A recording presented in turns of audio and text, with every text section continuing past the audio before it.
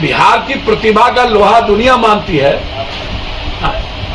नहीं, आर्यभट्ट नहीं, नालंदा, विक्रमशिला, अभी आईटी और आईएम, भले ही हम गरीब हैं, भले ही सब कुछ है संख्या, लेकिन जब टॉप की बात करेंगे देखेंगे तो अभी भी कम ही संख्या में हम नंबर 1 होते हैं।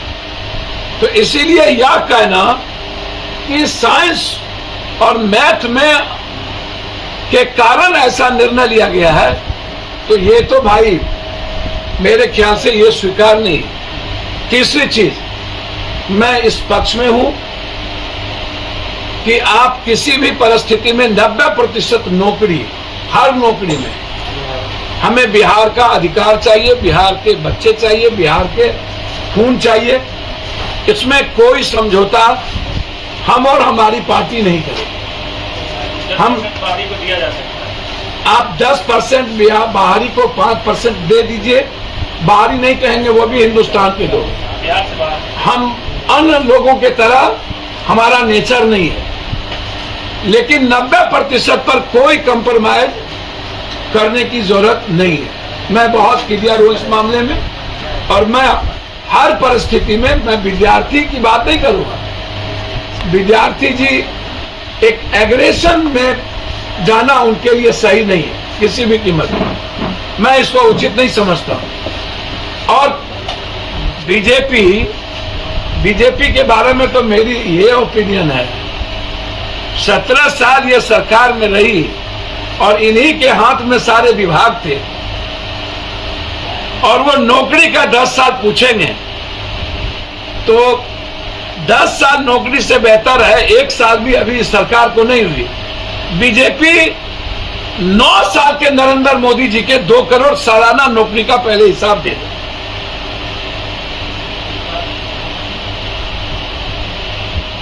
$85,000 करोड़ रुपया आरबीआई के जो छपे वो आरबीआई बैंक में नहीं गए, उसका जवाब दे दो। किसानों के आंदोलन को वापस लेने के बाद निर्णय नहीं लिया, उसका जवाब दे दे। हमने दे दी और नियुक्ति पत्र बांटने की बारी आई। ऐसी कौन सी नौबत आई कि जब नियुक्ति पत्र 10 दिन 20 दिन के बाद बांटनी थी? कौन सा ऐसा सरकमस्टांसेस आया और कौन इसके पीछे है? एक बार तो पहले आप सीटीएट और बीटीएट के तहत ये पदाधिकारी लोग पैसा वसूल चुके हैं, लगभग लोगों से पैसा वसूल करके इनकी जिंदगी हरास कर दिया। दूसरे तरफ आप जो 4 लाख टीचर है उनके सम्मान के साथ भी आपने समझौता नहीं किया और उनको भी आपने रिटन एग्जामिनेशन के लिए कह दिया, तब आप वेतनमान होइएगा।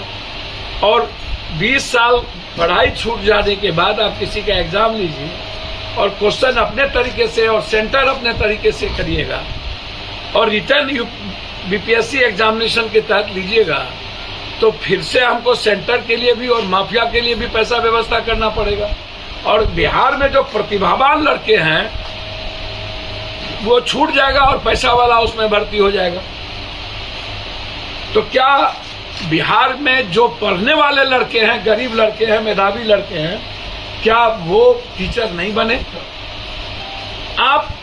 मैं बीपीएससी के रिटर्न एग्जामिनेशन के पक्ष में हूं, लेकिन बीटीएट और सीटीएट के इस समय जब आप नियुक्ति पत्र दे रहे थे तो वो वक्त एग्जामिनेशन का नहीं था।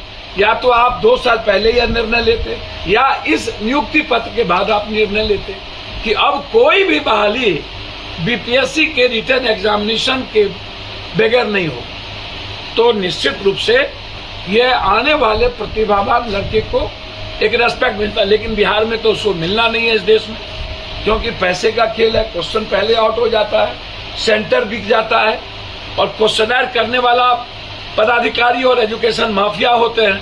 ये दोनों तय करता है कि क्वेश्चन हमें क्या देना और इस क्वेश्चन को पहले से हमें किस सेंटर को, किस कोचिंग को बता देना है।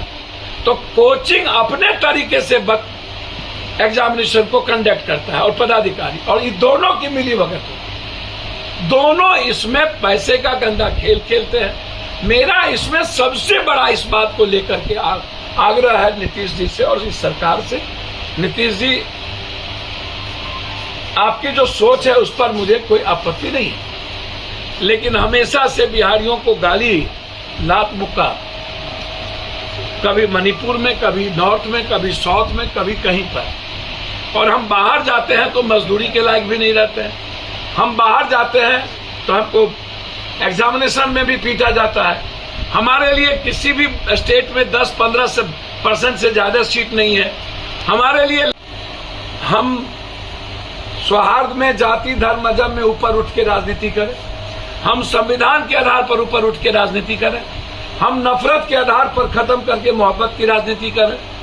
लेकिन जब हमारा घर खाली है, हमारे लोग भूखे हैं, हमारे यहां बेरोजगारी की दुनिया की सबसे बड़ी तादाद है और देश में सबसे ज्यादा युवा, यदि उम्र सबसे ज्यादा युवा की उम्र कहीं है तो वो बिहार है। आप संख्या उठा के देख लीजिए। एजुकेशन के हालात भी वही हैं। तो ऐसी परिस्थिति में एक तो पहले ही जो सीटीएट बीटीएट में रिटर्न एग्जामिनेशन की बात आई, यह प्रक्रिया ही गलत। बीच में कोई भी कैबिनेट डिसीजन या कानून बनाना या कहीं ना कहीं एक सवाल खड़ा करता है कि आपको इतने दिनों के बाद क्या जरूरत है। क्या इसमें घालमेल है? क्या इसमें माफियाओं के साथ भागीदारी और साझेदारी है पदाधिकारियों की, जो हमारी सरकार को भेज रखी हुई है?